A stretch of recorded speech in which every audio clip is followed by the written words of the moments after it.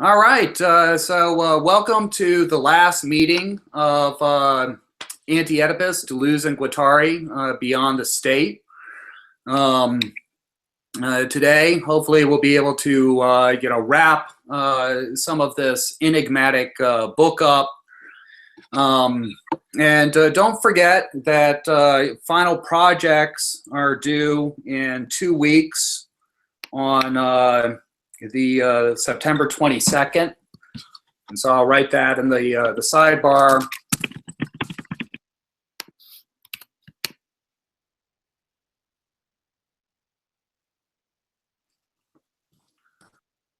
And I would appreciate it if these were sent to my Gmail address, not the News Center address, because I don't regularly check that unless I'm signing on here. And so if you could send those to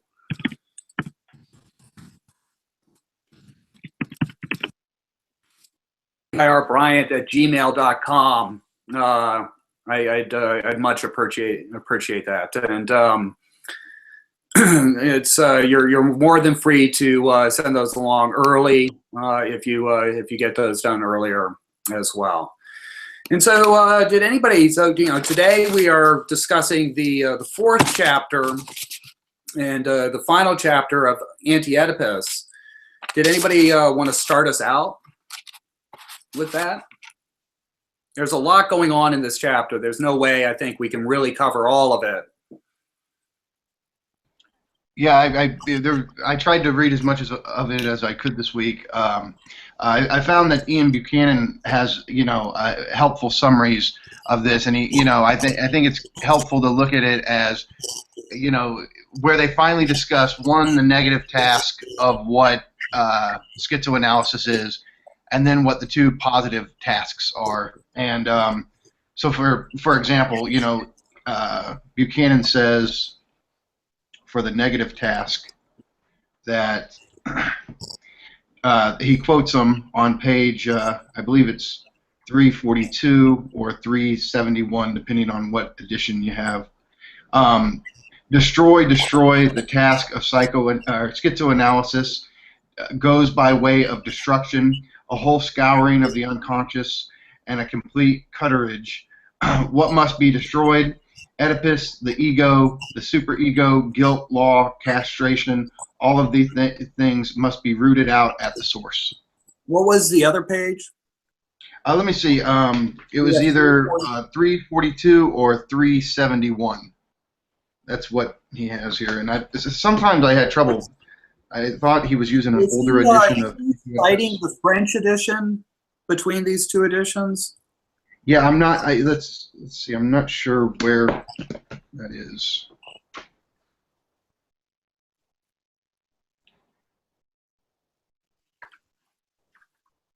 What I can do is I can find it another way. Yeah, because I'm not finding it on either one of those pages. Okay, let me see. Yeah, I had trouble. I have trouble keeping it straight. Either Buchanan or Holland. The page numbers never link up to our edition. What edition are you guys using? I'm using the one you have. Yeah. Let's see here. So.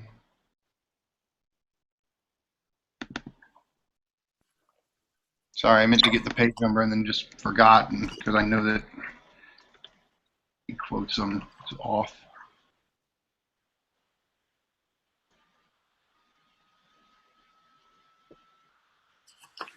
Let's see. Okay, so it's actually on 311. On page 311. Okay, that's quite a difference. Right. I wonder what edition it is that they're using. I don't. Because I mean, they would have been using an older edition of this. These their books aren't recent books, and so I would expect that they would be using the University of Minnesota Press edition. And now, is there a new edition out with Continuum? It says here that they're using he's using the Continuum. Okay. So yeah. There we go. Okay, so destroy, the task of schizoanalysis. And so this is the negative task. And I think, one of the kind of questions that, you know, before we get into this passage and trying to unpack what's going on in this passage, one of the questions that I think we might ask about this book, Anti-Oedipus, which is there a practice, a political practice that is associated with this thing called schizoanalysis? And I think the answer is clearly yes, right? We've seen that there is some sort of practice that is political in nature, that they are proposing here with schizoanalysis. And then, you know, some of the other questions that we might ask, and I think that all of us here, right? I mean, would all of us agree? It's too bad others aren't here. Would all of us agree we're pretty enthusiastic about Deleuze and Guattari? We think that, you know, despite, you know, what a mess this book is, and you know, I just have to come out and say it after we've gone through it. I do not think that this is a well-written book. I think that they do a lot of what you know, in my circles when I was in graduate school, we used to call referencing out, where you just mention some name and in a very abbreviated way mention some concept without telling what the hell you're talking about. And so we encountered a great deal of difficulty, especially in chapter 3, I think, you know, trying to unpack some of these ethnographic arguments that they were developing. And so I mean, you know, and it is a paradox, right? Because later on, when they write Anti-Oedipus, which we looked at last year, you know, what did they say in the introduction to Anti-Oedipus? They said, you know, we wanted to write a work of pop philosophy where, you know, just like your favorite record or LP, you can play the track you like over and over again. And so you have these plateaus that are interrelated with one another, but they're also independent of one another. If the geology of morals in 1,000 plateaus isn't your thing, fine, don't worry about it. If the rhizome is your thing, you know, go with that, right? You can play that song over and over and over again, just like on your favorite album. With this book, you know, I'm not sure if it aspires to be a piece of pop philosophy or not. You know, this strikes me as being a very erudite book. And I guess last week, Ted quoted something from Deleuze in an interview, where Deleuze said something like, you know, the longer my books are, the less time you should spend with them. Right. And so, you know, it could be, and I don't like making this kind of argument, right, because I feel like on my part, it's a kind of cop-out. I mean, but it could be that trying to work out all the nuts and bolts of this is a kind of lure or a trick. This book is supposed to activate desiring machines, not to be interpreted. And that's one of the themes that, you know, we find throughout the book as a whole. But also, we find quite a bit of this in this chapter as well, where we're presented with this opposition between, on the one hand, interpretation, which they're critical of psychoanalysis for, versus the other hand, production, right? And you know, maybe we should ask, and you know, this was a thesis that I proposed last semester. You know, maybe we should ask if this book is to be interpreted or if it is to produce. But anyway, right, we have the question, is there a practice that accompanies schizoanalysis, right? And we have additional questions, at least that arise for me. Are there certain problematic aspects of this practice, such as maybe a naive faith in the revolutionary power of desire, right? You know, and so earlier on in the book, they say that, you know, desire is always revolutionary, but there seems to be, over the course of the book, a great deal of ambiguity with desire, where they oscillate between saying that, you know, desire is revolutionary, and trying to analyze how desire invests, you know, certain social fields that end up being reactionary in nature. You know, I'm not sure how to gel these things together. And another issue that that comes up is the issue of their faith in the micro, right, or the molecular, as they call it. Is the molecular really as revolutionary as they would like it to be? And we have in this chapter, we have these two different pictures of politics. One is talked about much more than the other. We have the traditional concept of politics that is oppositional in nature, right? You have two groups, like two classes that are opposed to one another, and right, revolutionary political practice is supposed to confront that other group head on, and maybe reform that group or change that group or abolish that group in some way. And they think that they seem to think that this is a kind of trap, this sort of politics. And so what they propose instead is a politics of escape, right? The issue isn't like, how can I take on the corporations, that have bought the government or something like that. Instead, they might say the question is, how can we just escape that entire territoriality altogether? And, and so there's a question here, just how feasible is that politics? I mean, it certainly seems to apply in certain ways, but I don't know. If I am if I'm an African American and I'm living in the United States and I'm experiencing this sort of institutional racism with our judicial system and with jobs and the sort of treatment from police officers, all the things that Black Lives Matter is talking about. Well, I'm kind of stuck in this place. I might not be able to go elsewhere. And so, how feasible is refusing to confront that head on and just developing this elsewhere, this politics of escape? Is that really going to address issues like being pulled over once a month and, fearing for your life at the hands of police officers? I think that these are very real questions. And so, we have this, the negative task of schizoanalysis that Michael read for us, destroy. The task of schizoanalysis, which section is this in, by the way?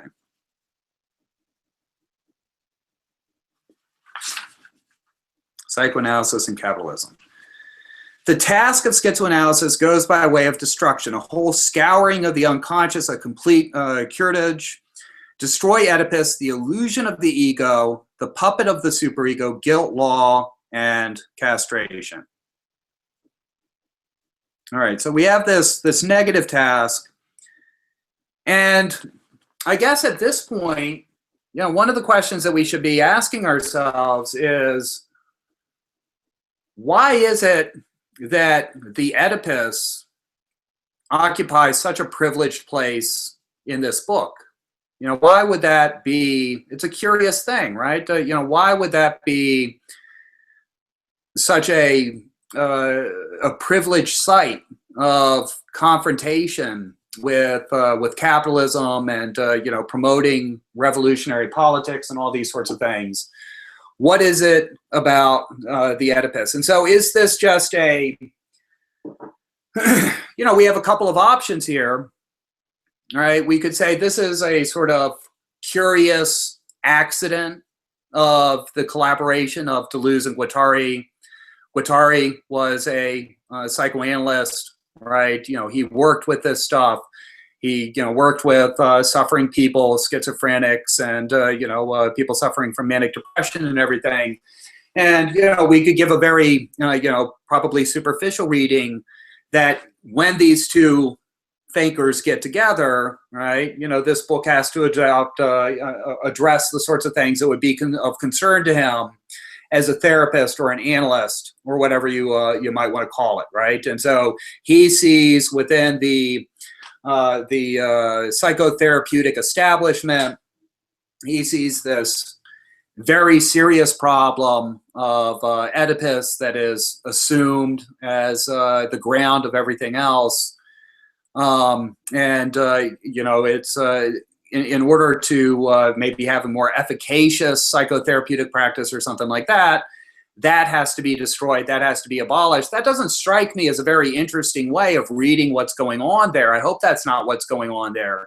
And so, you know, can we have you know, is there a more fundamental role that Oedipus plays with respect to capitalism, whether we're talking about a highly specific geography like France, where during this time period, psychoanalysis is very common as a practice. You know, it's perhaps the dominant practice during that time period.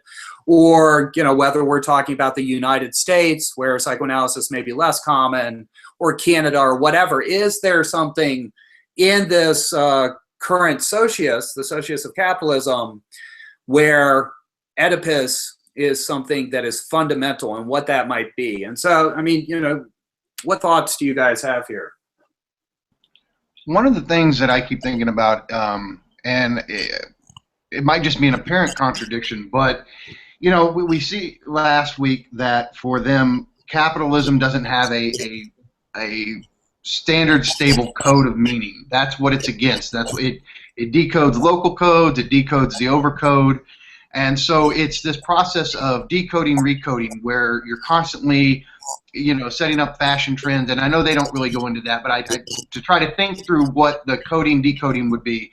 It's this idea of you never really have anything stable in the consumer society, late capitalism. It's always about producing new commodities, creating new needs, keeping desire flowing in that way.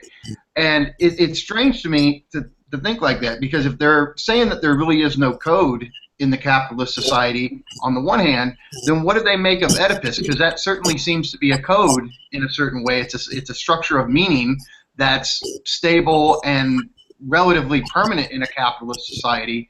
And so I was having trouble understanding how they balanced the idea of there not being a code, you know, in the civilized capitalist machine, and at the same time, the whole critique, you know, in the book is that there's this code, or this system of meaning that capitalism uses to keep us repressed. Do others of you have responses? Yeah, a little bit.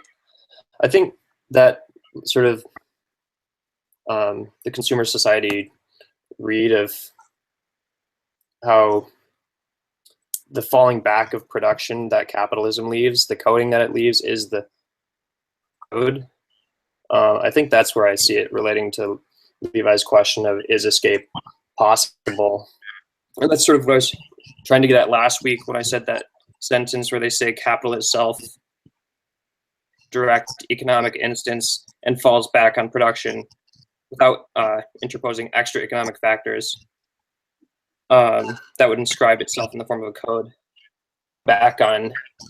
Ted, can you make sure you give us page numbers when you're referring? Yeah, sure. That's on 249, right at the bottom of the page.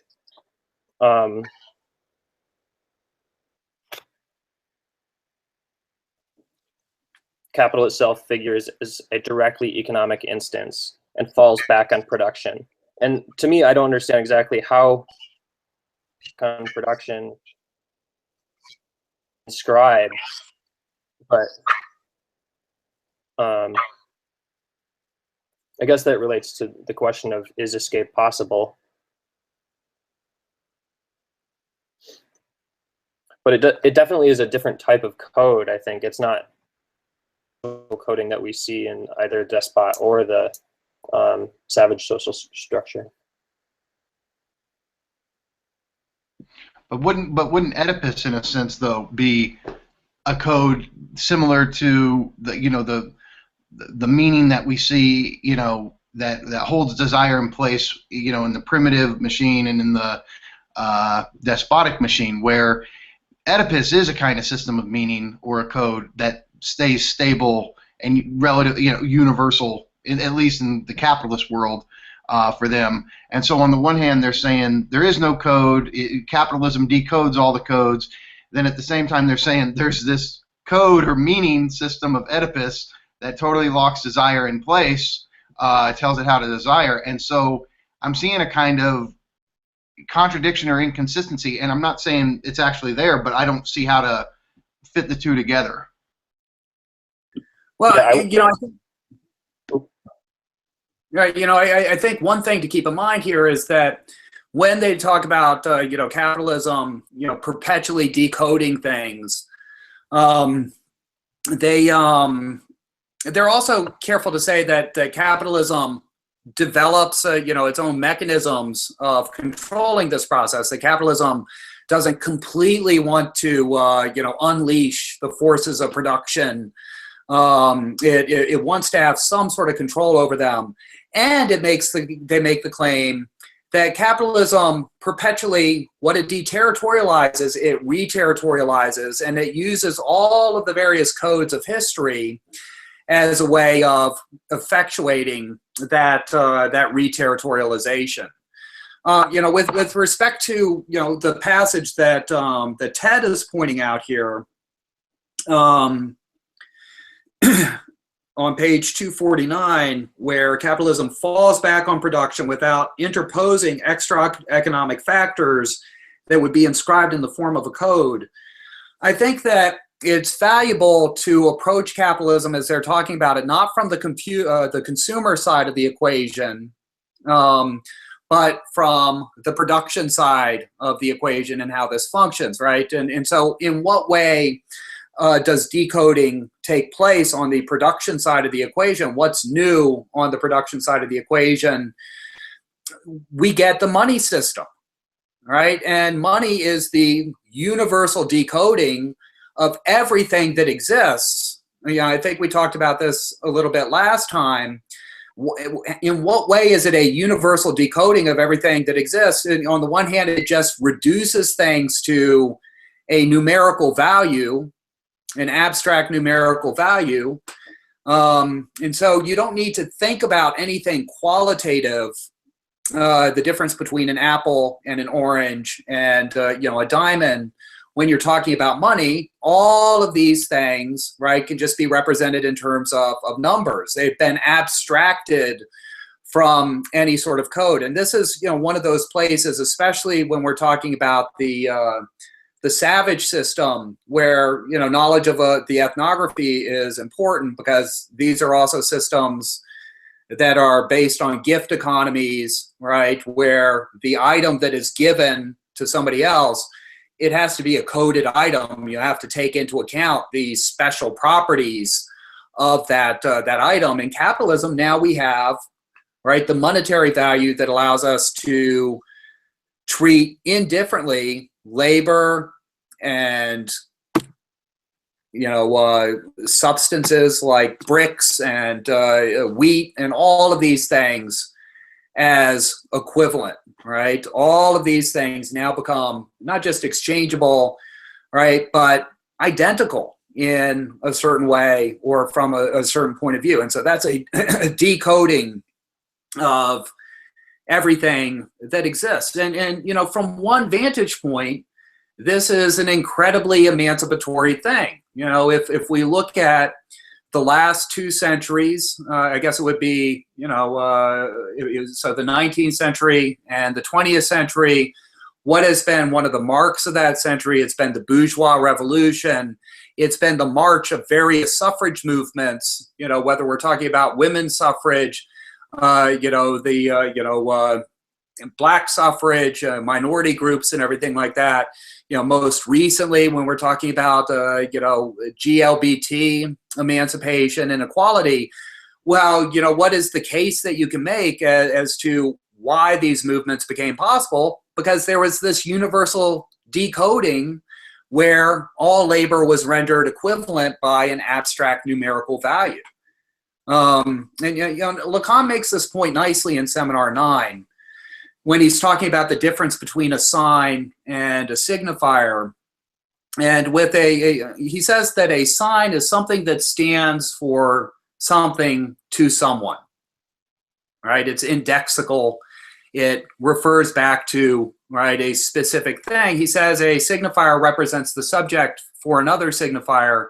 Well, suppose that I'm a hunter and I have my bow, and every time I capture, I kill a rabbit or a bird or something like that, I put a little notch on the side of my bow, a little line, right?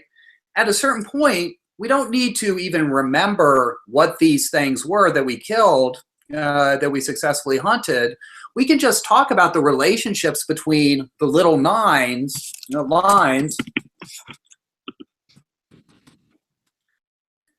that we've put on the edge of our bow, right? We don't need to remember the qualitative events any longer. And this is what the money system does within capitalism. This is how it decodes everything without the intervention of a code. And of course, under this system, I don't think it's absolute, right, that this takes place. But where in a despotic system, where in a primitive system, a savage system, as they describe it, where you're going to have certain things that are sacred and certain things that are profane, they're coded, right? And, even if these could be a source of wealth for those people, right, they don't, trade with those things. The cow is sacred, right? This particular tree, they will die of cold in the winter before they cut down that tree for fuel to heat their hut, right? It is a coded thing. Under capitalism, just like Heidegger argued, maybe, it's a strange, comparison here. Under capitalism, though, just like Heidegger argued in, his essay on technology, everything loses its meaning, everything loses its sense. It all becomes standing reserve, available for some sort of use to be put to work in some way or another. Is this absolute in capitalism? I don't think it's absolute in capitalism, right? I spend a lot of time, especially when NPR, National Public Radio, is doing fundraising drives, and I just can't stand to listen to them try and get money to donate money to keep the station running. And so, I will, switch over to the right-wing Christian radio, and in the morning, it's this fascinating thing.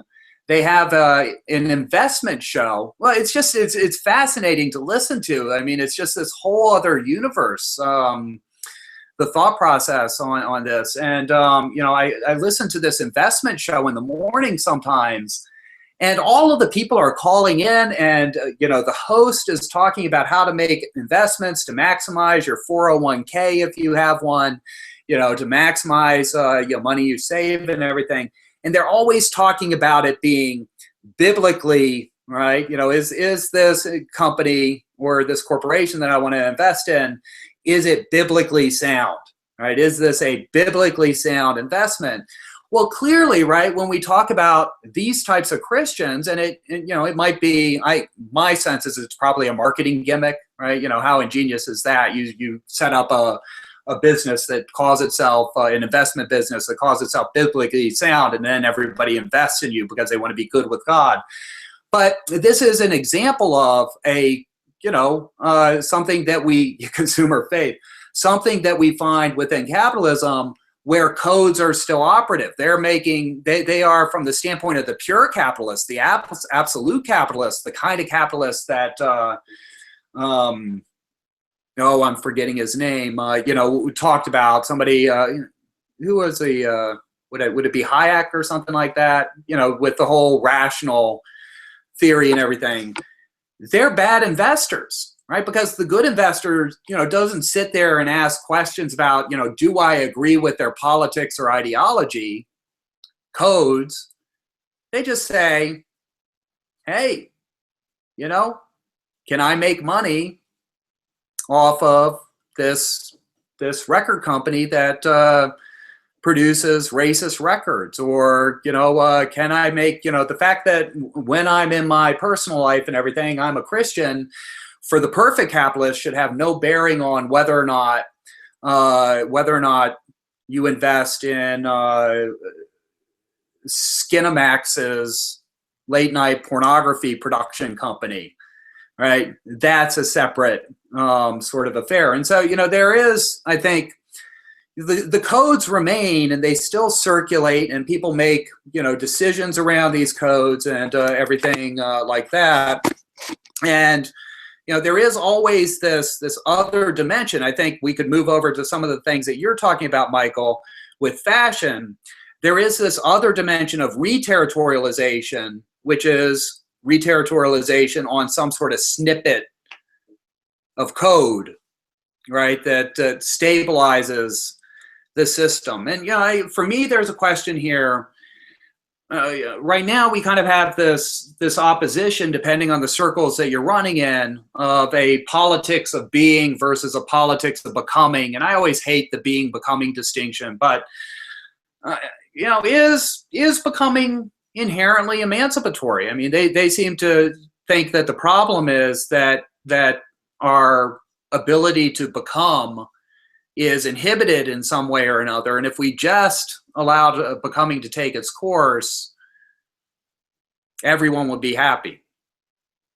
That's an extreme way of putting it. But what do you guys think about this passage on 283? They have these really nice graphs of the angle where the paranoia and schizophrenia, and then they say the major lines at the end of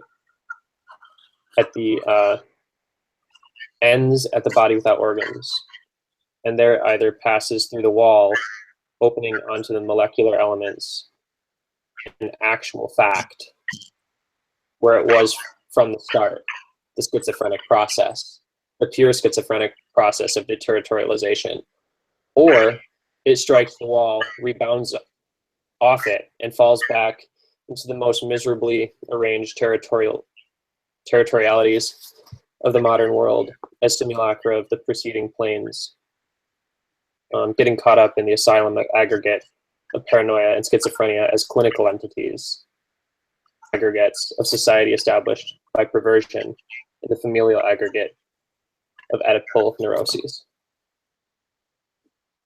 I guess that's sort of why I don't think that they see Oedipus as like operating within the capitalist social structure so much as operating on residual despotic structure. The idea, now the despot's in the home in the form of the father, that idea. Right. Or lying on the couch with the psychiatrist as the despot. You know, I guess this is might be not the right time to bring it up, but I don't know. What you just read, you know, and this idea that somehow, you know, if we can just get to the pure body without organs, where it doesn't have any kind of regulations put on it through either, you know, the codes, the overcodes, or Oedipus, you know, Baudrillard actually has a interesting take on this in Symbolic Exchange and Death, and he makes a reference to Deleuze and Guattari, and he's, you know, to put it in simple terms, his basic point is that, okay, D&G say that psychoanalysis, you know, there's a paralogism where they make desire guilty. Like, you know, you put the prohibition there, and so it's as if you actually desire these things, but desire doesn't necessarily desire them. It's this guilty displacement of desire. And his critique is that, yeah, and going and saying that somehow desire in and of itself is revolutionary and, you know, something that if we can just take the chains off desire, everything would be great, is itself almost a kind of inverted paralogism. It's almost an idealization of desire where, you know, if you start thinking about this, the pure body without organs, what kind of society does that even generate? Can we even talk about, you know, an organized society at that point if there's no restraints on desire? And so, you know, I don't know. I see his point that, you know, there might be an idealization of desire happening here with this idea of the pure body without organs.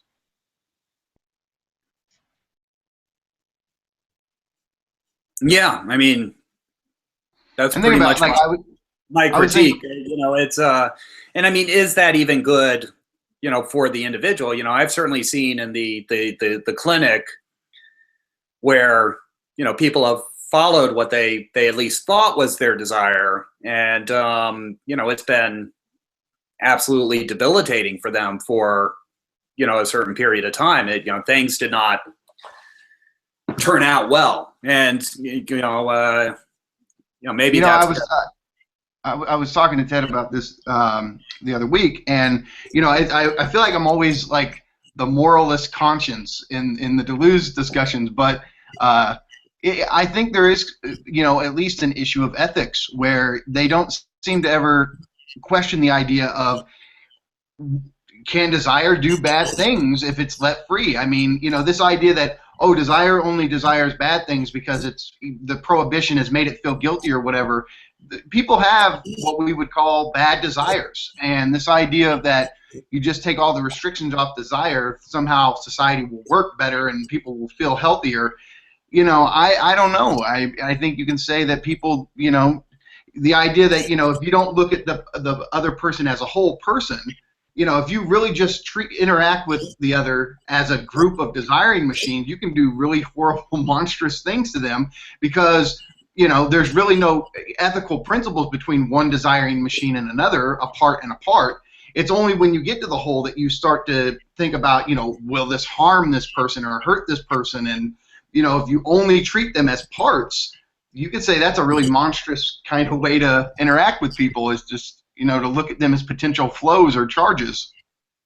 Yeah, and I guess the question there would be, is this really the way they're thinking about desire? I mean, you know, could reasonable people of goodwill, you know, is that really what they're saying? If we just take away, you know, the impediment, and you know, they are ambivalent on this issue. You know, like one of the big themes in this fourth chapter is this opposition between, on the one hand, an interest, which they see as being at the molar level of formations. And so, you know, the big question that all of us constantly ask and wonder over is, you know, why is it that when it's just so obvious something is against that person's self-interest, why do they support that thing?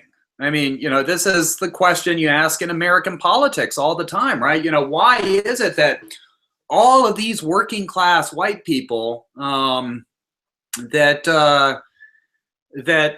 they are supportive of the reactionary party and politics that is taking away their jobs and diminishing their wages? How are we supposed to explain that, right? And so we have, on the one hand,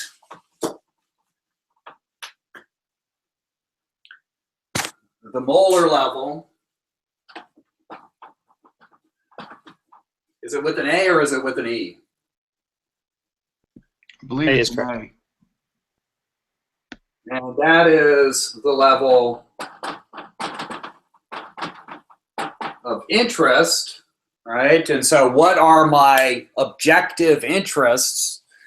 What are this class's objective interests? And, you know, we can talk about that in terms of religion as well. You know, maybe people have interests with respect to religion, and why is it, you know, what is it that attracts people to, you know, a sort of very repressive and, you know, sort of religion that fills you with guilt and anxiety? I mean, it's baffling, right? And, you know, one of the answers, and all of us are corrupted now at this point by Zizek. We're all confused when we use the term ideology now because of the way in which he subsequently developed it. But if we think back to the old concept of ideology before Zizek came along, right, ideology was kind of a false belief about the nature of the social world in which we live in, a distorted belief about the nature of the social world that leads us to act against our own self-interest. And so, you know, if you're thinking about this issue of, like all societies, it's an unjust society. Dan, you think it was more complex before Zizek? Yeah, with Althusser, right, we had the entire system of ideology that trained people, to be, willing subjects of the system. And so the church, the family, the educational system, and the media and entertainment. And Althusser's entire thesis was that in order for capitalism to function, we have to have a reproduction of the conditions of production. What does that mean? We have to manufacture people that will work within the system and see this system as just from generation to generation to generation. And so that's what the educational system is doing. That's what the church is doing. That's what the family is doing. All of these things, right? And so, the idea here is that you have a society that is unjust. There's one group of people that, right, enjoys disproportionate privilege, and power. And of course, other people aren't going to like that, right? It's like if you are a serf in feudalism, right, it sucks. It sucks. You don't have a lot of food. You might only get to eat meat once a year, in the festivals and everything like that. Your hut is drafty and everything. These people are taking all this food from you, the nobles and everything. And so there are two ways to control people, right? One way to control people is through the police or, some sort of superior military type force. And that usually isn't a very efficient way of doing things, because generally when you want to control people, there are always more prisoners than there are prison guards, right? And so, in principle, the prison guards can always overpower. In principle, the prisoners can always overpower the prison guards. And so you have a dimension of force there, police officers and military, but you want to use them sparingly, because this also generates resentment in the people, and you do use it in a callous way, and they might rise up and organize and fight you. And then next thing you know, you have a quagmire like Iraq, right? And the other way, wouldn't it be much more effective to make people into their own prison guards? Right, and that's what ideology does, right? You convince them that the doctrine of original sin and feudalism, and that the king rules by divine right. Now, the king might be an asshole or something like that, but if you kill the king, it's not just that you're killing the asshole; it's that you are consigning your immortal soul to hell. This religious ideology tells you this world has fallen and it's heretical to try and improve it. Your true destination is in the next life. And, because people have this false belief, right, they follow the system. In capitalism, right, the idea is that people like, Bill Gates earned what they had. They just worked harder than the rest of us. They were smarter than the rest of us. And so they deserve this disproportionate principle. What does the ruling class do when it rules? Is it a good book, Dan? Yeah. All right. And so, we have one answer. People act against their own interests because they are tricked by ideology, right? Everything is just trained them, right, to think in these ideological terms that, and so what they have is the belief that they are acting in their self-interest. Sometimes you'll hear people in America, they still vote not to raise taxes on the top 1% of the population because they say, well, maybe someday I'll be one of those people, and I don't want to be taxed in that way. That would make it harder for me. And so, we started out the semester with this.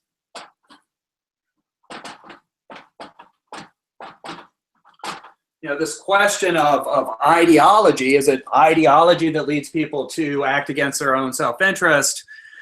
Deleuze and Guattari say quite directly that the idea of ideology is a disgusting idea, right? That we really should abandon explaining these sorts of things in terms of ideology, which is peculiar, right?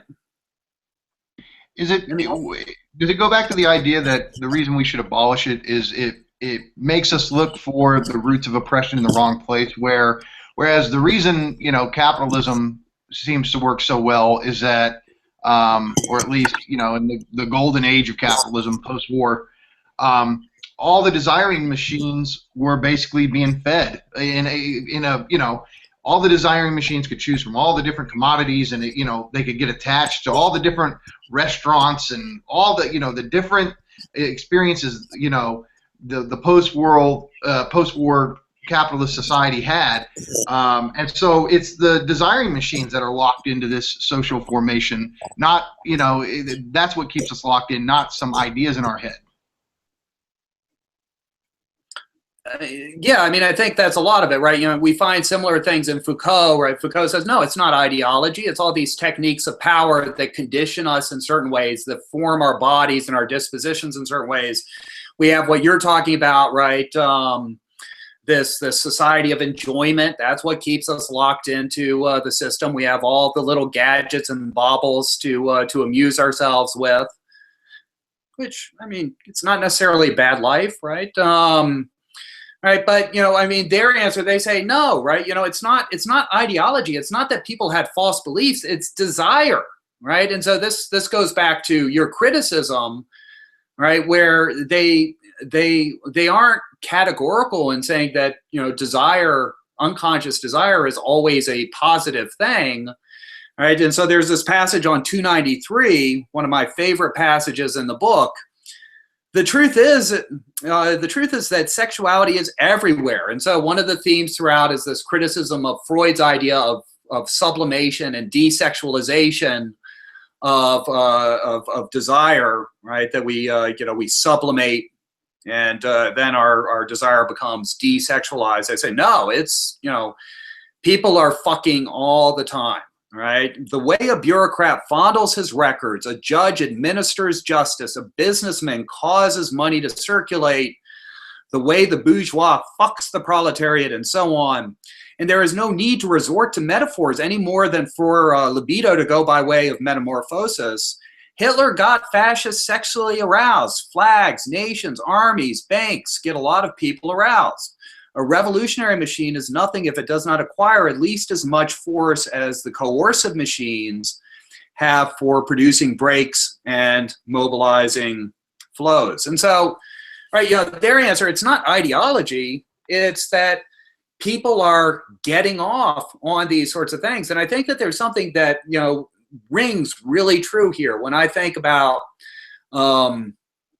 the sort of, you know, pleasure I've sometimes witnessed when I worked in offices and everything that people seem to take in the minutia of regulations and their filing system with the green, red, and yellow dots on the corner of the folder of, you know, like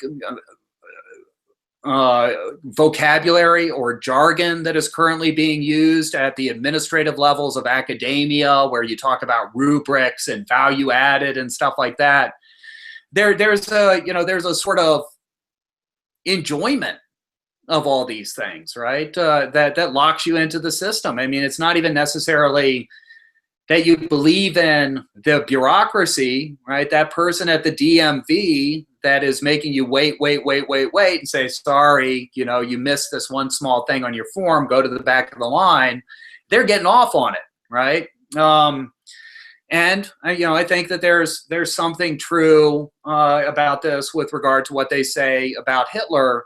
You know, one of the things, and I don't know, you know, how ideologically interpolated my students are necessarily, but one of the things that I've been surprised, you know, to find out about many of my students over the years is that they really don't know the beliefs of the religion that they belong to, or, you know, the politics that they support. It's just labels for them. What the content is behind that, what policies, you know, government professors love to do this with freshmen at the beginning of the semester. They give them a political compass test, right? You know, that where they rank their support of particular issues, and you get all these students that were either, you know, lifelong Democrats or, you know, have always called themselves Democrats, and they find out, oh my gosh, you know, I'm a right-wing conservative, or they find out more often, oh my gosh, right? I'm a Democrat. I'm on the left. I support all these things. They're just not aware of these sorts of issues. And so,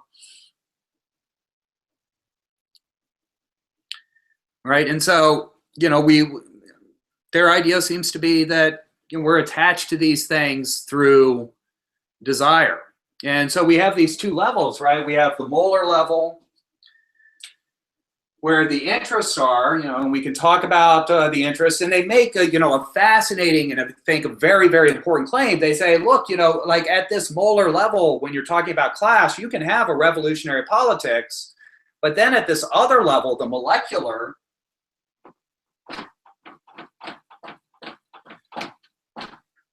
right? This is the level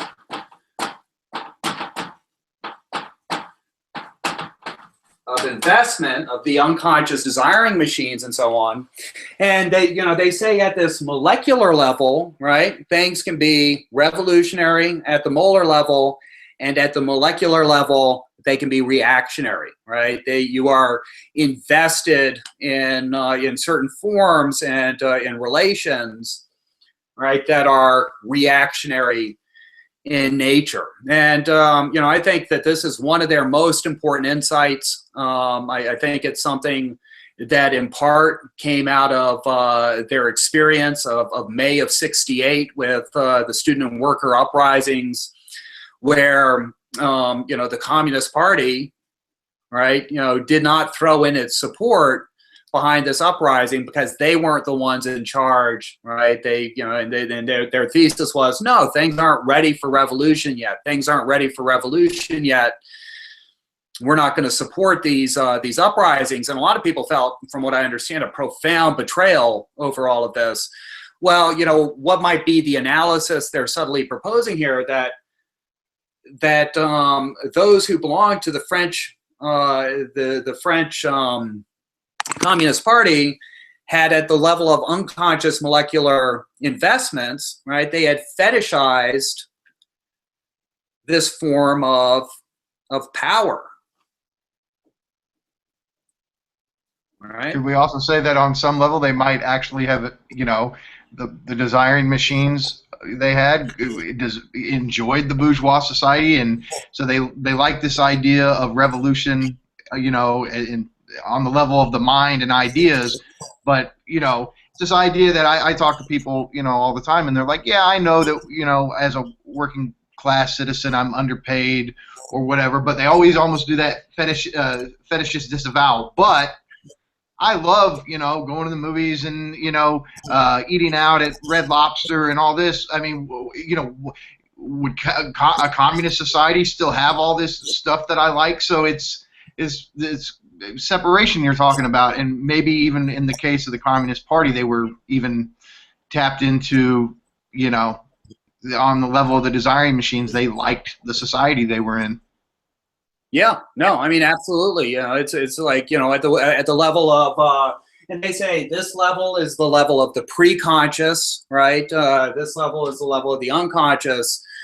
And so, at that molar level, right, someone across the board might very well have the sort of revolutionary politics with regard to something like race issues, with regard to gender issues and all of that sort of stuff. But at the molecular level, at the level of their investment, right, so you get the male feminist that everybody likes to deride on occasion, and and this male feminist, he at the molar level, right, he supports all the right things, but then in his home with his girlfriend or his wife or whatever, right, all of the traditional gender roles, come out, and in the workplace, he talks over the women that he works with, and he doesn't listen to what they say, and he patronizes them and everything like that.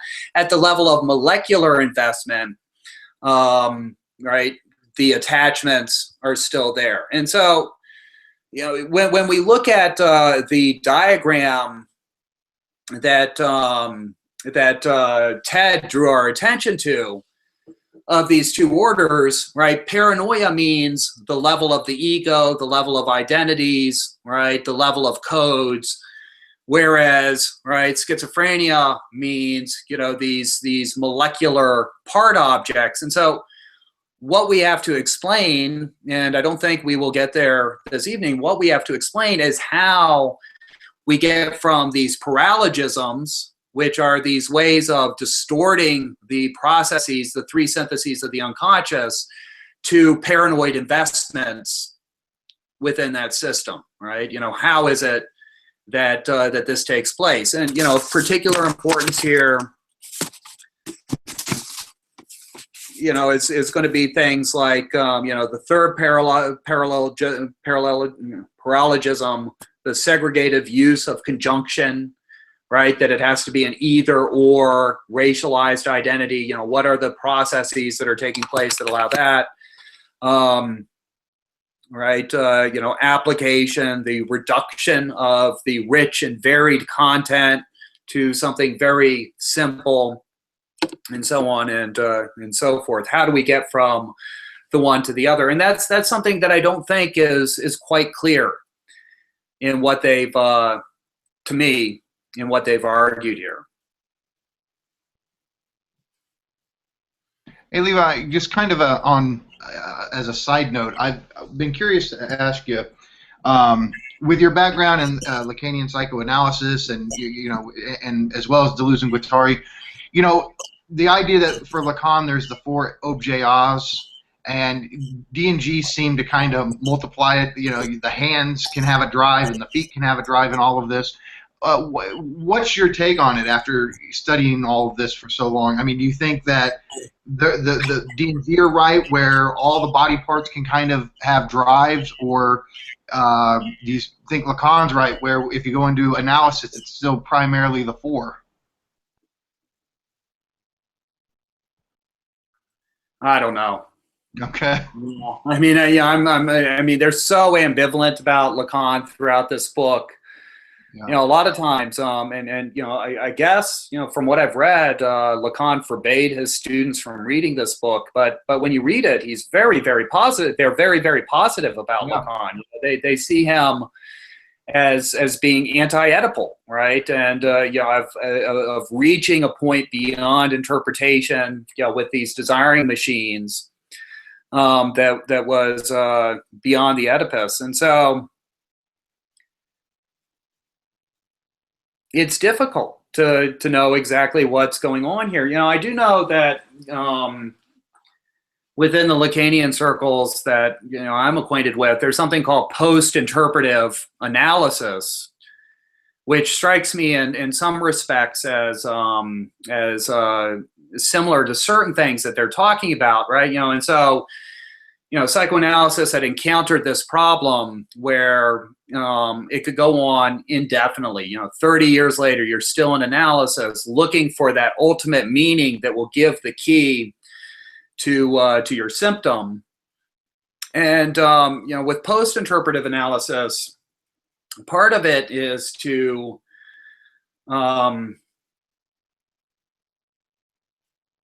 move away from stuffing the symptom with meaning. You don't want to stuff it with meaning. You try to evacuate it of meaning. And part of this is to sort of suffocate the jouissance, or the enjoyment from which the person suffers along the way. And that's one of the themes here, right? They have the opposition between psychoanalysis. Psychoanalysis, they say, interprets. Schizoanalysis isn't interpreted, isn't an interpretation. We're not saying what it means. We ask, well, they're mechanics. What do the desiring machines do? How do they function, rather than what do they mean? Not what they represent. What are they doing? And maybe we should take the metaphor. They would hate me for saying metaphor. We should take the metaphor of the mechanic very seriously, right? That a schizoanalyst is going to be somebody that tinkers with these desiring machines, that tries to change them in certain ways. And I think we talked about that a little bit last time. It's how can we get those machines running again for this suffering person, by putting them in a different context, or having them do some sort of different activity or something along those lines. Yeah.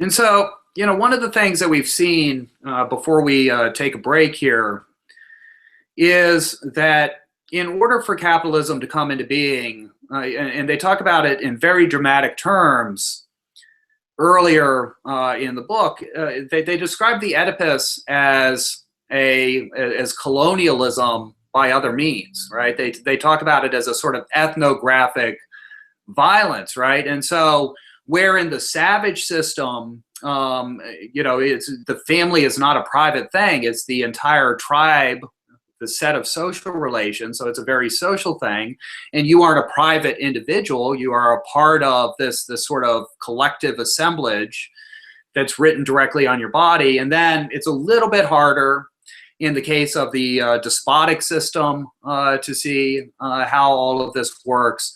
But all of us are subordinated to the despot, to the king. It's this paranoid structure that desires an Erstat, right? A total society that can survey everything and nothing escapes from it. Everything within that system is coded. I think as Thomas in the last class put it in the sidebar, talking about the rise of the monotheisms, right? We're all children of God. We're all descended, right, from that despot. Well, if capitalism is going to effectuate the system of deterritorialization and decoding, it needs to, I guess, right, separate from these broader social systems and privatize things. How does the private individual come into existence? And so what is it that the Oedipus names? The Oedipus names the family as a private unit rather than a social unit. It's what did Margaret Thatcher said, society doesn't exist, there are only families and individuals, right? And it is the mechanism by which the ego or the individual is produced as an autonomous agent within that society. And so what's particularly important within this whole system, they're at pains to argue throughout that desire is always social. It's never private desire. It always invests the social field. And the paralogism of displacement is particularly important here, because what does that paralogism of displacement do? It re-territorializes desire that potentially would deterritorialize and decode within the social system on the family setting. And so rather than asking, how is my desire and the way in which I'm put together expressive of this whole social milieu in which I'm locked into, or I'm attached to, right? Instead, we just endlessly talk about how mommy didn't love us, how daddy was too strict, how they loved your sibling more, and so on. It's a displacement of desire. It's a lure for desire that manages these potentially revolutionary or dangerous, as the case may be, unconscious desiring machines.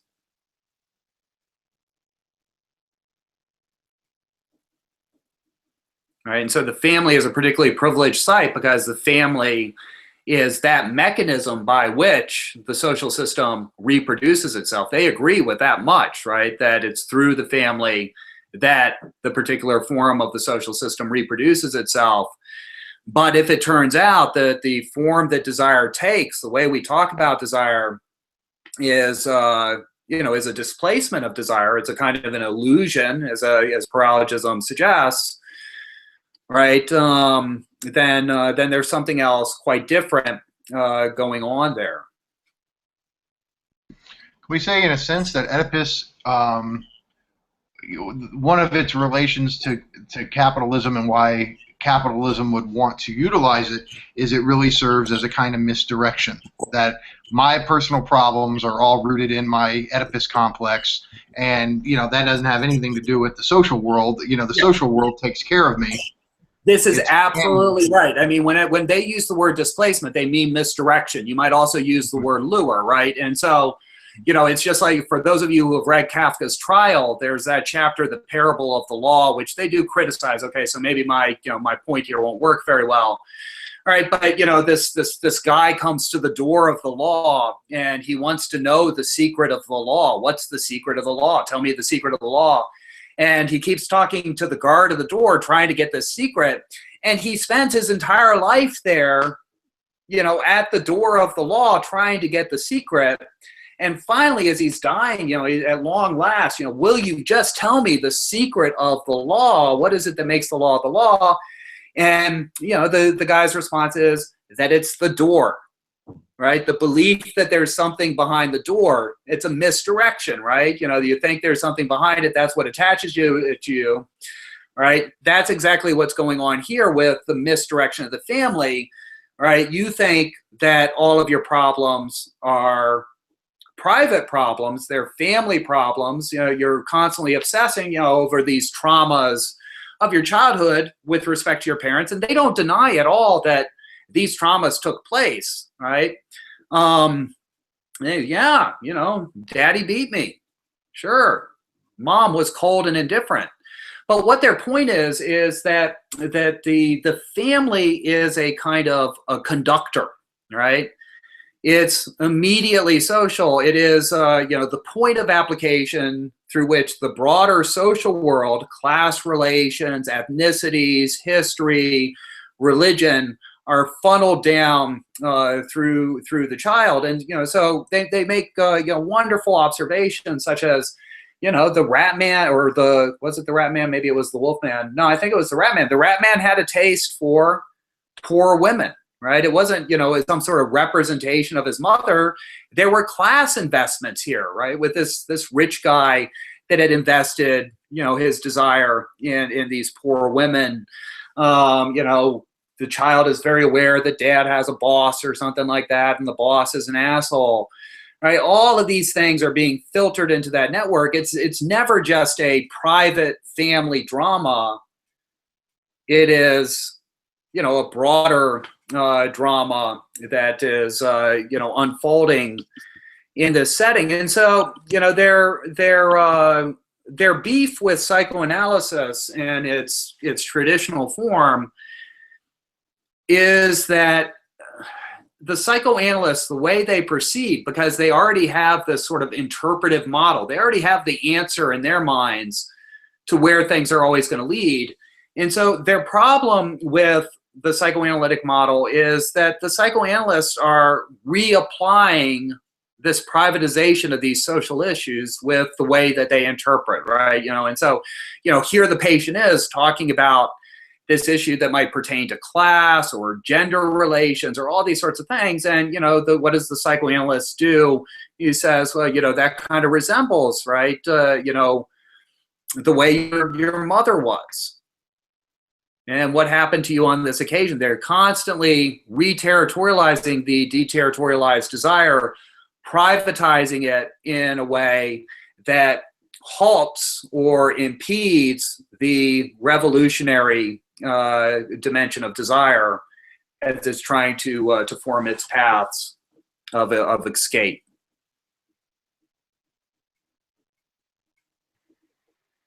Do you, Levi or anybody else, do you guys think that this is an anti-psychiatry book, or do you think it has like a hint of like reformist? I could see it being either in my mind. Yeah, I mean, there are certain points where they speak very positively. In the 4th chapter about anti-psychiatry, they mention R.D. Laing, and all of these sorts of things. And so, on the one hand, right, we have the 1st chapter that talks about there is no culture versus nature, right? Culture is always within nature and continuous with nature. Nature is always being produced by culture as well. And it seems like this carries over in certain statements, although they don't focus on it. This carries over in certain moments to their discussion of the psyche and of desire. They describe this molecular unconscious as being genetic and as being biological and being while simultaneously being cultural and political and racial and all of these sorts of things. And, that would mean that, perhaps, right, if we were thinking of psycho or schizoanalysis as an approach that doesn't so much interpret as, right, invite people to engage with, right, these broader assemblages, sit down and start, playing with clay or something like that, see what it does for you. That would mean that the use of psychotropic drugs might be appropriate. And I don't know whether or not it's true. I know that, one of the things that Lacanians like to snidely say about Labor Clinic and schizoanalysis is that they reached this point where they were injecting, right, their schizophrenics and manic depressives with insulin. That they were using these sorts of drug treatments. I don't know, right? It's what is the place of drugs and all of these things? And so, I mean, it's when we think about psychiatry, right? It's, and I've gone back and forth on this issue. I've been on antidepressants at times in my life and all of that sort of stuff, to deal with things like anxiety and everything. But the issue is, right, you go to a psychiatrist and you're suffering from these sorts of problems. And just like the family depoliticizes the symptoms that the patient might be experiencing and turning it just into the family drama, the psychiatrist, the way they proceed, depoliticizes, right, the anxiety of patients, the depression of patients, right, the compulsions of patients and everything like that, right? They say, look, I have a pill for that. And, next thing you know, you're suffering from chronic anxiety or something like that. Next thing you know, you go to a psychiatrist to deal with this problem and you're on 5 different drugs and, you're crunching benzos all day long to deal with the anxiety.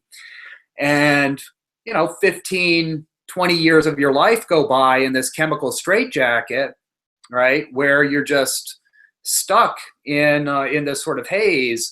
And what might have been going on here with your symptoms, it's biologized, right? It's your depression, it's a chemical imbalance. It's not. Can we say they do a kind of similar reductionism where for the psychoanalyst it goes back to the family, it has to be rooted in that.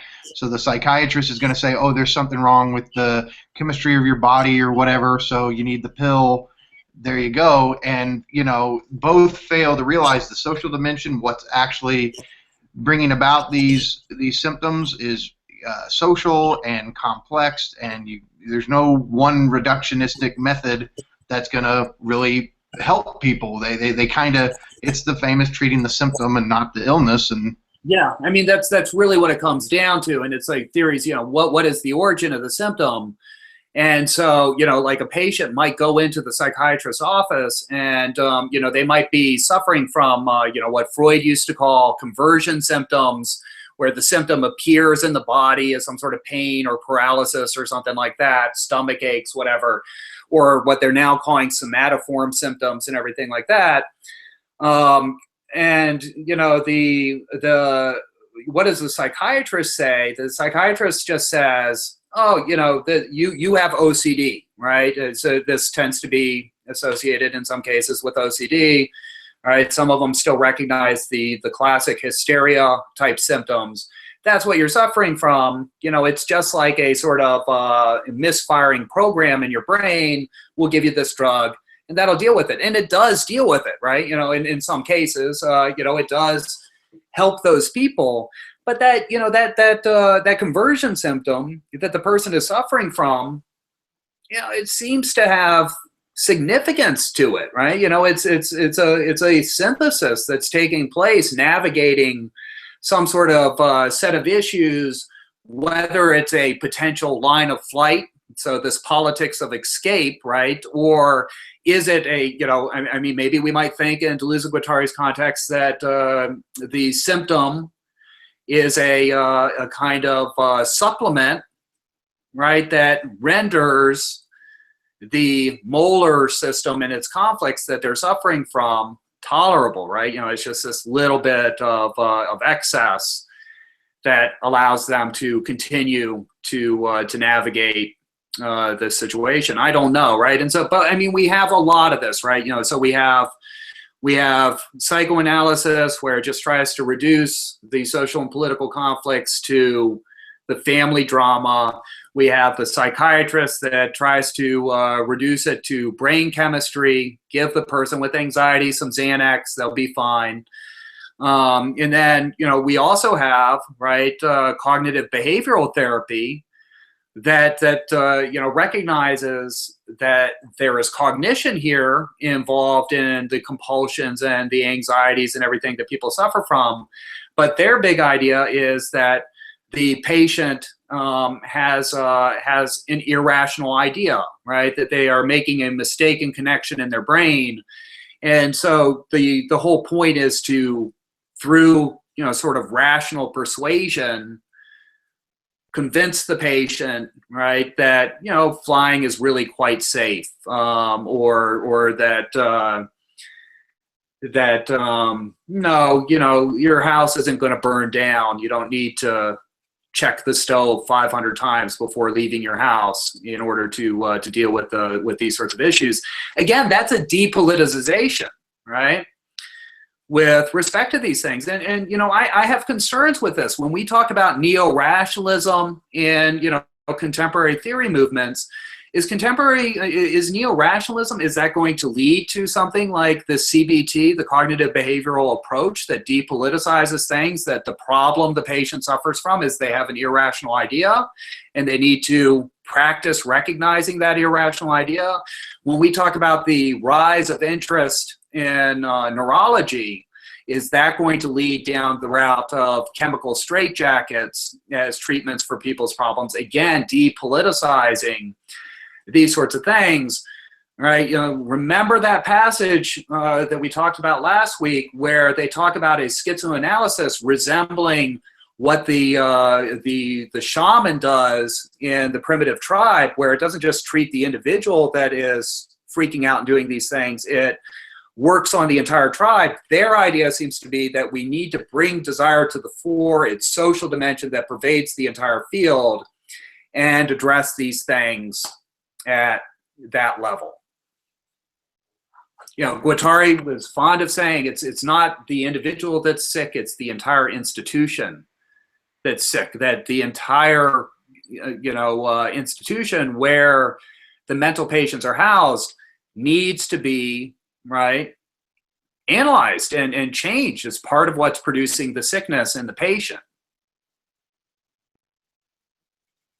No, it's what I said on the sidebar here. It's it's funny. People will go to therapy and they're anxious, and you want to say, well, maybe they're anxious because they don't have any money, and Oedipal interpretation and pills. I mean, they can maybe help with the effects of not having any money in some way, but they're not really fixing the issue, and that's why the quote here from Negotiations, Deleuze says, schizoanalysis has one single aim: to get revolutionary, which I take it is political, to get revolutionary, artistic, and analytic machines working as parts, cogs of one another. It's this idea that if you're a therapist and you really do want to help your patient and in a sense try to fix their problem, then it's going to have this social political aspect to it. You're going to have to think in terms of money. You're going to have to think in terms of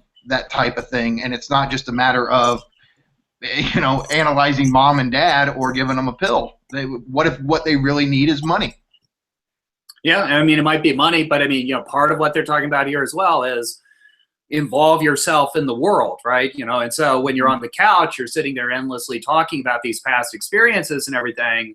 If, and this example will sound silly, maybe going and working with Habitat for Humanity and building a house is better sort of therapy or something like that. You've keyed into a collective, now you're doing things and everything like that. I mean, that seems to be their idea, right? So not just you know, get involved with a protest group or something like that. I think when you look at the kind of activities that Guattari's institution was doing, there was like group therapy dynamics and everything. But I mean, you know, they did things like, you know, work together to produce a play, you know, or different plays throughout the year. That was a part of that. Was schizoanalysis in action, doing these sorts of things. Right. I guess my idea when I say money is that, you know, given our, you know, economic facticity, I mean, if you don't have money, if you're in poverty, you really can't try new things. You're so locked in to what little bit of life you have, you can't really experiment. So money in this sense would be, you know, the conditions of allowing people to actually be able to try new things and experiment. Yeah. I just typed this in the sidebar.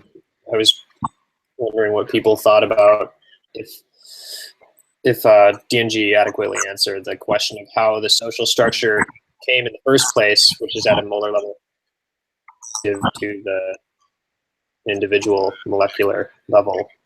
Yeah, let's take a short break and come back to that question and see what we think about it. Yep. So about 10 or 15 minutes, and we'll return.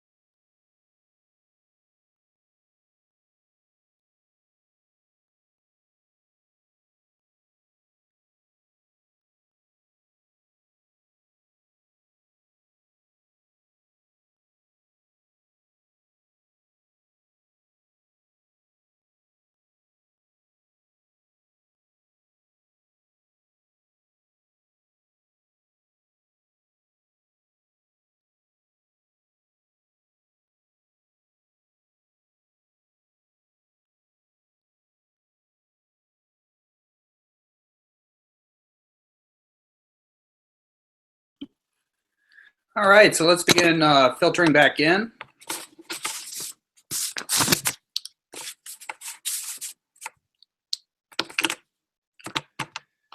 And so I'm not going to be able to go much longer. I'm fading pretty quick here. Let's wait for Michael to come back.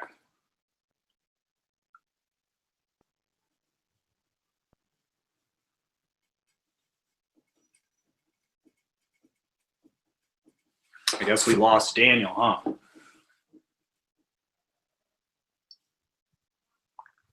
Message him.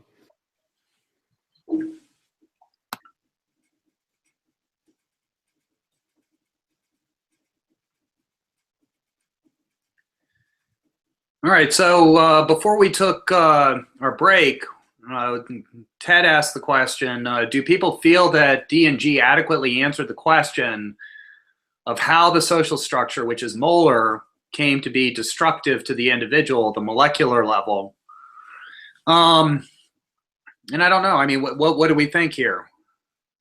I think we know how it operates. And so there's that question. We know that it operates. I think the idea, I think you kind of touched on it last week, where, you know, they're more system orientated, and so, you know, it's kind of asking about what's the origin of language, trying to ask about how did the social structure emerge. For them is a question that you really can't answer, because if you know, if they are system orientated, then it's something that just kind of happened at some point, and you can't really give a, you know, a kind of machinic, you know, analysis of how it actually was built. Yeah. But I mean, it is a curious question. You know, we're told that capitalism is the truth of the unconscious, right? That that the truth of all three of these forms of the socius is deterritorialization, decoding, right? These unlimited productive flows of desire. And you know, if that's the case, then how is it that these repressive systems that regulate and code these flows arise at all, right? You know, why would the unconscious ever tolerate such a thing, I guess, is the question. And I have to wonder, you know, it's funny, I always use a little example, but, you know, I've collected a bunch of movies over the years, and whenever I feel like watching a movie, I look at this wall of films, and it's almost impossible to select one. Whereas, you know, if I going about my day and I'm like, oh, I would really like to, you know, watch, you know, Blue Velvet again, it's really easy to select that. And, you know, and the smaller a film collection is, the much easier it is for desire to select and cope with it. It's almost as if desire, you could say, desires its own repression, because when it's tapped into this kind of infinite flow that it can have, it can be difficult for it to even select anything. So if there's all kinds of restrictions placed on desire, in a weird way, it makes it easier for desire to select an object. But I don't know if they'd go for that or not. I don't know. Yeah, I mean, it seems like they wouldn't go for that, right? You know, it's like yeah. So we have the three legitimate uses of the syntheses, right? That you know, with the connective synthesis, that we only ever connect to part objects, never to wholes, right? And then with the disjunctive synthesis, the body without organs, it is the inclusive use of the or. And so, you know, what we have the connective synthesis taking place. It inscribes on the surface of the body without organs. And in inscribing on the body without organs, now we can get a different level of pattern or organization. Now, right, all of these traces, we can begin to combine them however we would like, right? You know, forming unlimited universes. So this very sort of postmodern idea that that you know, you can have a little bit of medieval architecture mixed with modern architecture, mixed with, you know, all of these different things to form something new. You can make a space western, right? if you want to. This is what the disjunctive synthesis renders possible, the legitimate use. The illegitimate use is the exclusive use, either or, right? It's you're either a man or a woman. You're either, right, an American or a Brit. All of these you're either white or you're black. All of these sorts of exclusive usages that, again, apply to a global object or an identity.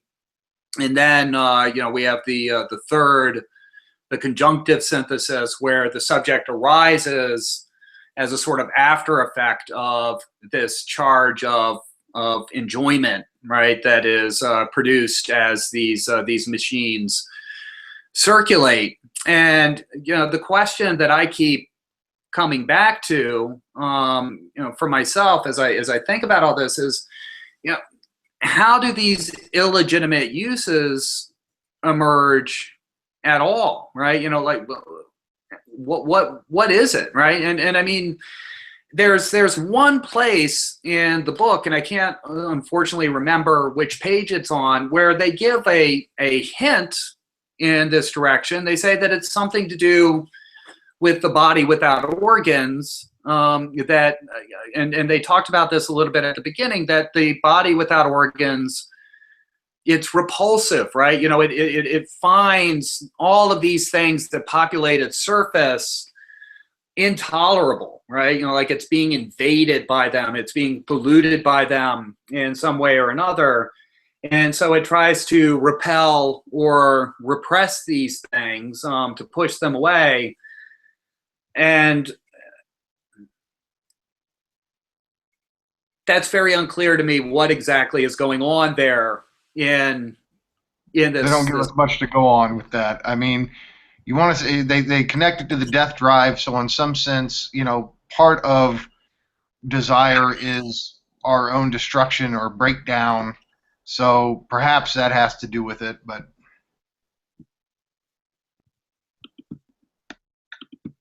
yeah.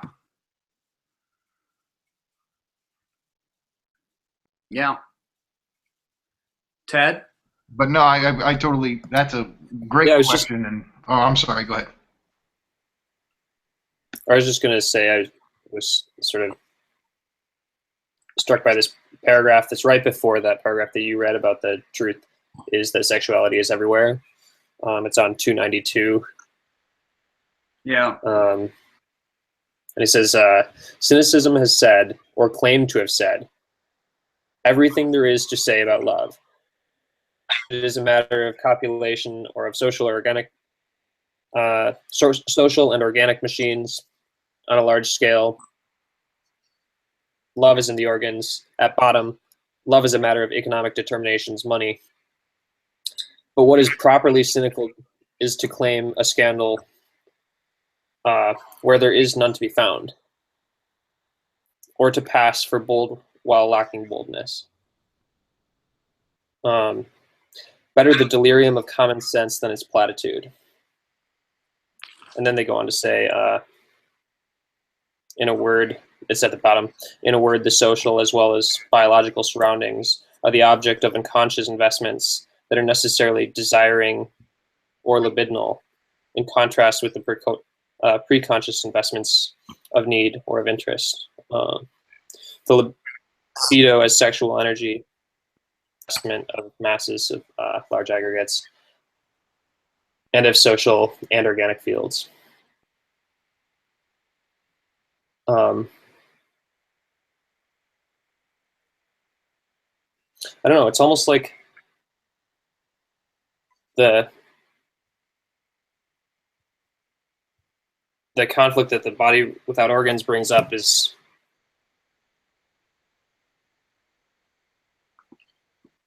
awareness of misfirings. Yeah, I mean, I don't know. I mean, it's mysterious to me, and it feels like there's something missing here in this account that is required. In psychoanalysis, we have the prematurity of birth, and the long period of development that takes, and all of the anxiety that accompanies that, and the way in which, as to compensate for the inadequacy, our inability to care for ourselves, right? We identify with all sorts of things as supplements to deal with this sort of stuff. Yet, I mean, here we don't really seem to find some sort of an account of where this comes from. And I often find this striking and to a certain degree admirable in Deleuze across the board. I think that, and maybe Andrew Culp's book would be different here on this issue with the dark Deleuze.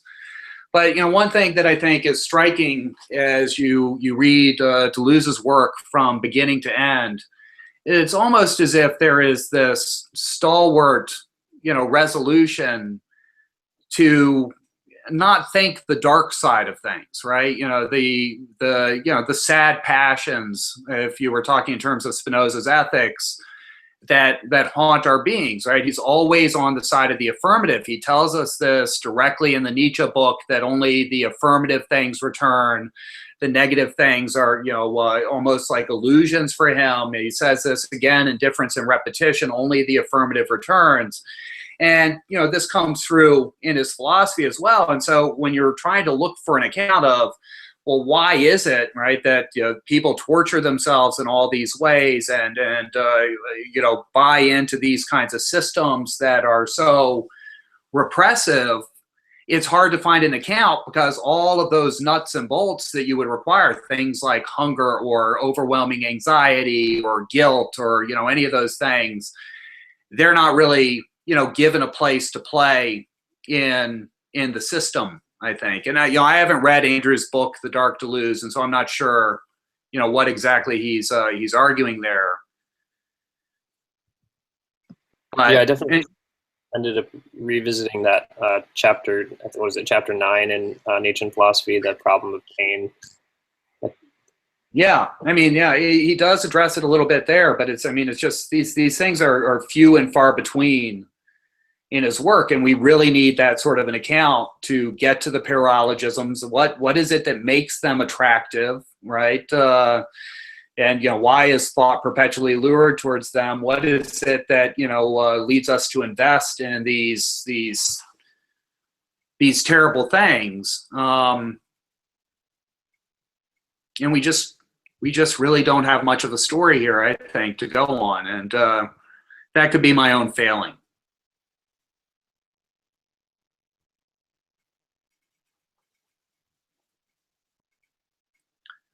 So, we are told that there are two tasks of schizoanalysis. The first of these tasks is the discovery of the desiring machines beneath and below these global aggregates, right? What are the desiring machines? And we're not supposed to interpret these desiring machines.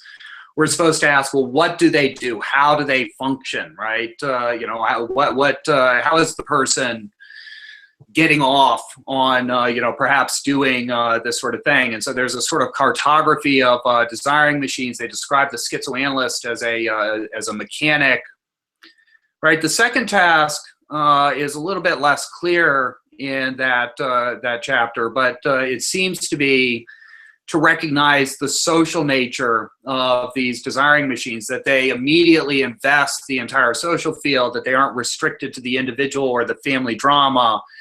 And so, by uncovering these investments of the social field, by bringing them to the fore, a different sort of practice might emerge with respect to, the people involved in these sorts of things. It might be more political in nature.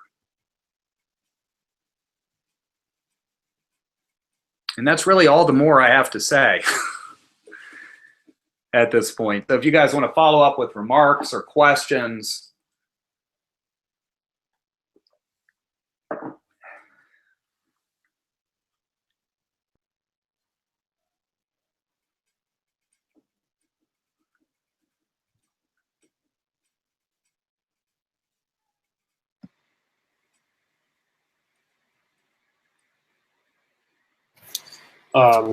just going back to the identifying the desiring machines and the and their functionality. I wonder if anybody wants to talk about the Zondi. Is SZONDI on page 290, and he apparently did a study of madness. It almost looks like it's a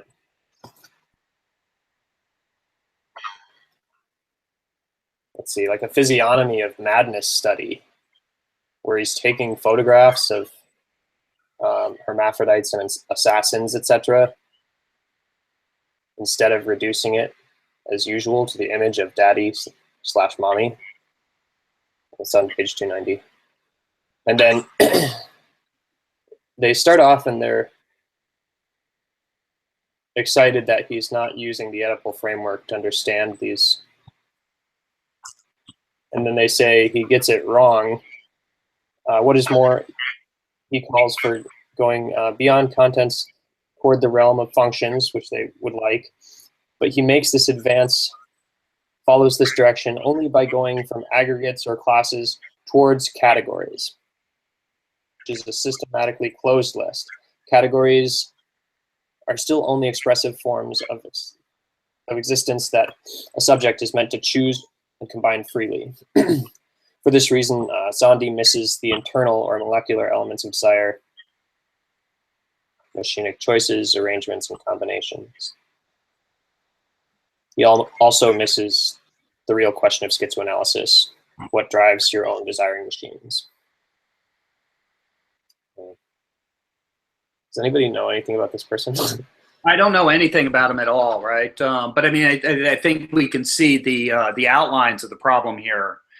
That you know, by categorizing them in this way, he's working at the molar level, and you know, perhaps like all desiring machines. I mean, they're assemblages. They're things that are thrown together. They're like pastiche artwork, and so you know, we can't really categorize things in this sort of way. There's no one type of sexuality, maybe. I mean, that's the most I can make of it, but. Levi, I wanted to ask you, are there still people in France working in the schizoanalytic framework? Did it catch on and take hold with people after D&G, or is it something basically they were, especially Guattari, was he primarily the focus of it? You know, that's a good question. When I was in Holland a few years ago, I was taken on a tour of an elementary school in one of the ghettos of oh man, the name of the city is escaping me at the moment. And so we have Amsterdam, and it's one of the other big cities. Anyway, right? Why am I forgetting this? It was called the Berkhof School. It was an elementary school. It's in one of the ghettos that's very ethnically diverse, a large Muslim population. And yeah, I think we could loosely say that the school is schizoanalytic in a sense that the way they set up educational curriculum, it didn't just revolve around the students, you know, as units there in the school, but it analyzed the entire community, right, and where the issues came from. And, you know, so a lot of times in these impoverished families, you know, parents and especially fathers aren't, you know, very strongly involved in the lives of their children. Yeah, they would, you know, have the mothers come in daily to cook the lunches and everything like that, and this generated a sense of community. The kids, you know, part of their education was gardening, and they learned all about gardening, and this, you know, gave them a sense of where their food was coming from. Martial arts was a big part of the educational profile, surprisingly enough. And you know, that's because they thought, you know, you can't just engage the mind, the body needs to be engaged as well. This is a vital aspect of their education. And one of the things that happened that was really interesting is that a number of the girls excelled in the martial arts, right? Because at that age, they're often a little bit taller and, you know, bigger than the boys and everything. And so this, you know, became, with respect to cultural norms as to the place of men and women, this became a line of flight, or, you know, a form of escape. They gained newfound confidence. The little boys in the school, you know, gained respect for the girls. It was an entirely different way of being. And, you know, there was crime in these neighborhoods and all of those sorts of things. There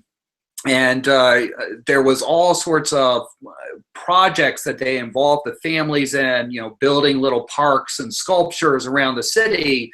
And the effect of all that was that the people in the neighborhoods began to take pride in, right, the neighborhood that they lived in, and there were strong sanctions that would get exercised against the drug pushers and you know, the thieves and everything like that, that destroyed, right, the area and, you know, trashed it and all of this sort of stuff.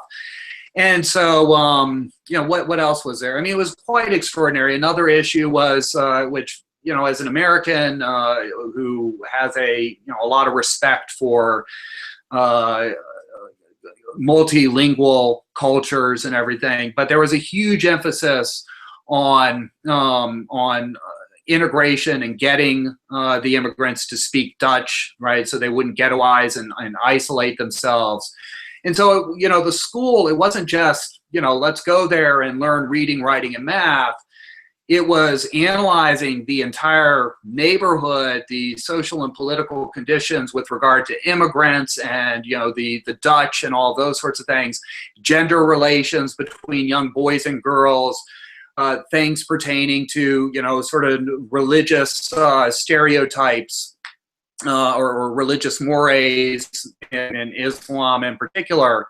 And so, you know, when you think of a schizoanalysis and a schizoanalytic practice, and the way they describe it in this book, you know, it sounds really sexy and exotic, and, you know, oh, you know, it's going to be a giant orgy, right? It's going to be exciting.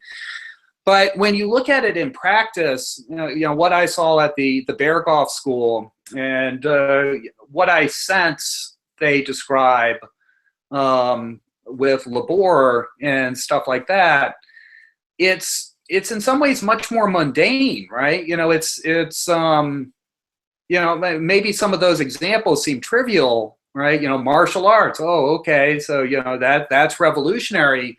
But within this molar assemblage, you know, little girls using their body, learning about their body in this sort of way, and you know, often beating the boys, is a pretty revolutionary line of flight that who knows where that'll lead 15 years from now as they grow up as a result of these shifted gender relations. And so, you know, we can think about one form of politics when we talk about these sorts of things, where, you know, we just want to criticize beliefs that people have, ideas that people have, signifiers that people have about gender and sexuality, and point out how they're wrong or mistaken.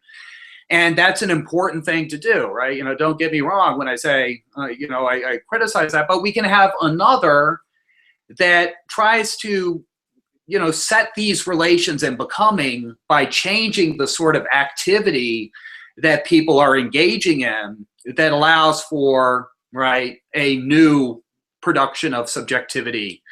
And, you know, there were a lot of ways in which, from what I understand, Guattari was frustrated by Anti-Oedipus, in which he was, you know, he felt overshadowed by Deleuze in some cases. But a lot of the themes, and I don't know Guattari very well, right? But, you know, what little I've read, I find him very unpleasant to read. And as I get older, I'm less and less tolerant of obscurantism that doesn't spell things out. But, you know, there are two themes in the work of Guattari that I've read that we really don't find in this book. And one of those themes is, of course, the theme of ecology. And what I just described was a whole ecology of this neighborhood and of the relationships among people in this neighborhood. And how can you intervene in a whole assemblage of these relations to change things? What can you do, right? And we get this simple thing. They build these little sculpture parks that are nice to sit in, and this changes people's attitude towards this area. They worked hard on that, right? They love it. They're proud of it. Things like that. But the other thing that Guattari talks which is almost entirely absent in this book, is subjectivization, right? How can we form, what kind of practices can we engage in to form certain types of subjectivities? And subjectivization often has negative connotations in the theory world, because we immediately think of somebody like Foucault and maybe Althusser or something like that, that it's a way of being interpolated or becoming formed by power. But while Guattari certainly recognizes those forms of subjectivization, it's a positive term for him. To subjectivize is to form a type of body. What does it mean to form a type of body? It means to form a set of dispositions for acting and doing in the world, right? As well as a set of affects, ways of feeling and thinking. And part of his practice is to produce these sorts of subjectivizations, and that's certainly what was taking place in the Berkoff. Now, whether or not that's an accurate representation of what schizoanalysis looks like, I'm not entirely sure. I know that the people that worked at the Berkoff, that devoted their life to it, and it was quite intensive, were deeply indebted to Deleuze and Guattari, to the point almost of obsession. And I'm trying to think of the man's name. It's been a long time since I talked to him. But he had probably even attended some of these things and everything like that. And so this goes back to a discussion that we had last semester with the idea of a minor politics, right? Often the idea of a minor politics gets confused with the minority, but minority is a molar category. It's a form that the syllogism, the paralogisms take, forming an exclusive disjunctive identity, that there is an essence of this people, there's an essence of that people. A minority politics or a minor politics, it seems to be, would be much more something like what they were doing at the Berkoff, where it's, and I hope I have the right name, Berkoff, where it's not where you're setting these identities in motion. They're becoming something else. They're producing new syntheses as a result of this engagement. And so, it wouldn't be the abolition of that Muslim identity or that immigrant identity, but it would be, right, something that forms in this new ecological setting, rather than trying to segregate itself and to maintain its purity.